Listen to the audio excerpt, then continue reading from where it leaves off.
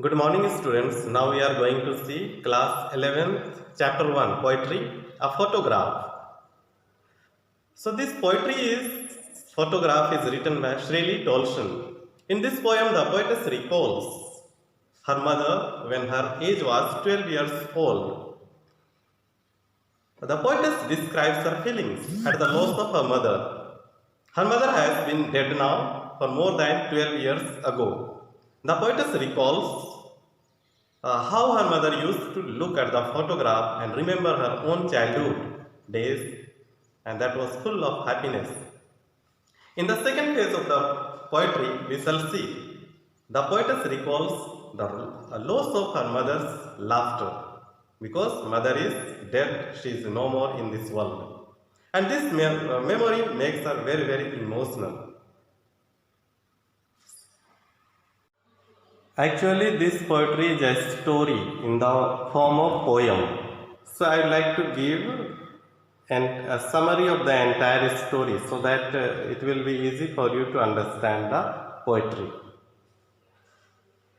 So in the picture there are three girls with a smiling face. Perhaps photographer told them to smile. So this poem is a memory about the mother of the poetess. And there are three girls with a smiling face. They had gone to seashore. Among these three girls, the middle one is poetess' mother, because she was oldest and tallest. On her both sides, there are her cousin sisters Betty and Dolly, who are holding her hands as they are younger. They went for paddling on a sea beach during holidays, and her uncle took photograph of them. At that time, poetess was not born, because her mother was still a girl. The poetess notices beautiful smiling face of her mother in the photo. How the sea water is washing and touching the feet of them, which is depicted that she or her mother changed over the years and became old. But the sea and sea water remained the same. After 20 or 30 years, whenever looked at photograph, her mother laughed a lot looking at the photograph and recalled the memories of her lost childhood days. Mother would tell the poetess to look at the photograph and tell her how their parents would dress them for beach holiday. The beach holiday was her mother's most loved holiday. But both of them lost those happy moments which they can live and enjoy, which they cannot live and enjoy again, because the time has passed. Mother has lost childhood time, and the poetess has also lost the time she spent with her mother. Those sweet memories were only memories now. Now the poetess' mother is no more in this world. She is dead, and the poetess is also an old lady, as her mother was old. So let us see now line by line explanation. Now we shall have line by line explanation about the poetry. Okay, look at the line 1 to 4. The cardboard shows me how it was when the two girls' cousins went paddling, each one holding of my mother's hands, and as she, the big girl, some 12 years or so. In this stanza or lines, the poetess looks at an old photograph which is fixed on the cardboard. In the photo, there are three girls who are paddling or walking on the sea beach. Holding each other's hand, the girl standing in the middle is the tallest and oldest one, and two girls standing on her side are younger to her. The girl who is standing in the middle is mother of the poetess. When the photo was taken, she was 12 years old. So this is what told in the line 1 to 4. Let us see lines 5 to 9. All three stood still to smile through their hair at the uncle with the camera. The sweet face, my mother's, that was before I was born. And the sea, which appears to have changed less, washed their terribly transient feet. Okay, these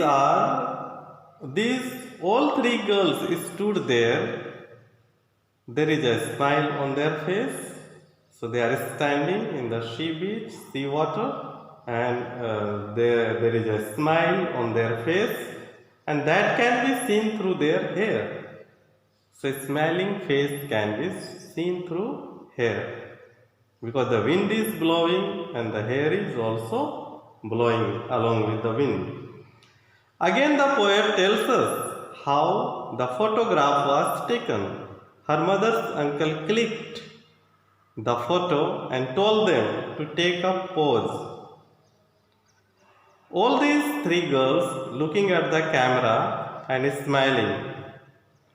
Their open hair is flying due to blowing wind. Here poet describes about her mother's beautiful sweet face. The photograph was taken long time ago when she was 12 years old. 12 years old young girl. It means the poet was not born at that time. Again the poetess looks at their feet and calls their feet terrible transient. There is a phrase, terrible transient. It means very short snap of life, span of life, that was washed by seawater. In the photograph, they were young, and slowly they had grown older. Here the poetess compares the life of her mother with sea and says, the sea which touched their feet has changed less. But the mother and these three girls in the photograph have changed much and grown up old. Look at the lines 10 to 13. Some 20-30 years later, she would laugh at the snapshot. See Betty and Dolly, she would say, and look how they dressed us for the beach, the sea holiday. So, whenever her mother looked at the photograph after 20 or 30 years later, she laughed a lot looking at the photograph. Her mother told the poetess to look at her sisters, namely Betty and Dolly, how their parents used to dress all these three girls for beach holiday. For poet's mother, the old sweet memories, lost childhood days, were very, very amazing and funny ones. Look at the line 14 to 15. Was her past, mine is her laughter, both vary with the levered case of loss. The poet tells us that sea holiday was her mother's favorite holiday. That was her most enjoyable and happy time. And for the poetess, her happy moment was her mother's laughter. Both women think about their past moment and the memories which they cannot live again. So they miss the lost time and regretting now. Look at the lines 16 to 19. Now she has been dead nearly as many years as that girl I lived. And so these circumstances, there is nothing to say at all. its silence, silence. In these lines, the poetess recalls that it is almost 20 years has passed since her mother died. Here the poetess becomes very emotional, feels sorry, and has no words to express her loss and pain.